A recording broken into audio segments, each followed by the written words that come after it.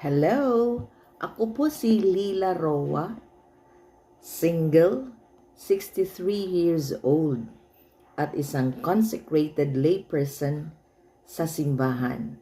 Ako po ang head servant ng Laity of the Incarnate Divine Mercy, na ngayon ay isa pa lamang na private association, pero inaasahan namin o pinapangarap namin kami ay maging secular institute. Ito po yung ang aming symbol. Kami po ay sumusunod sa espiritualidad ni Jesus, si Divine Mercy, at kami ay naglilingkod sa mga katutubo. Ito po ang sign ng mga mangyan dito sa Mindoro, katutubo ng Mindoro. Ang tawag po nila dito ay pakudos, no? Parang krus. Meron po ba kayong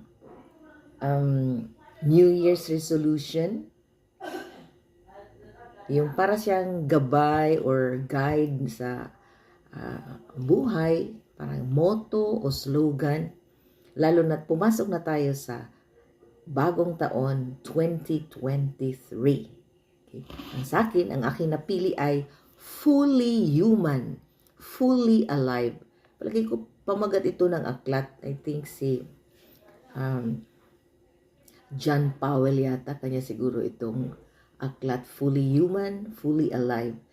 Ang kanyang pinagbasehan ay ang Ebanghelyo ni San Juan 1:10, John 10:10. Naparito ako upang magkaroon ng aking mga tupa ng buhay. Hindi lang buhay, buhay na ganap at kasiya-siya. Kaya fully human, fully alive. Yan. Kaya yung aking tatalakayin dito sa aking program ay mga tungkol sa may pagka-religious, no? Kasi gusto ko bagang i-share paano isinasabuhay ang pagka-Kristiyano na yung kumbaga bawat ginagawa natin ay naaayon sa kalooban ng Diyos. Nagsisikap na sumunod sa Espiritu Santo, no?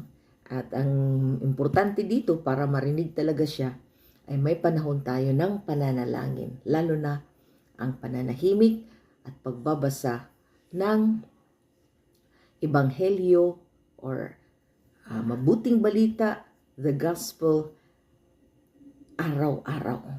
Di po ba? Okay. Sana ay maging taga-subaybay po kayo dito sa program na Life After 60. Okay. Yung nagkaroon na ng transition kasi senior citizen na po, pwede pang maging masaya. Pwede pa bagang maging active o doon na lang sa bahay, pero mukhang pwede pa. At yun po ang aking ibabahagi every now and then dito sa program na Life After 60. Si Lila Roa po. See you again.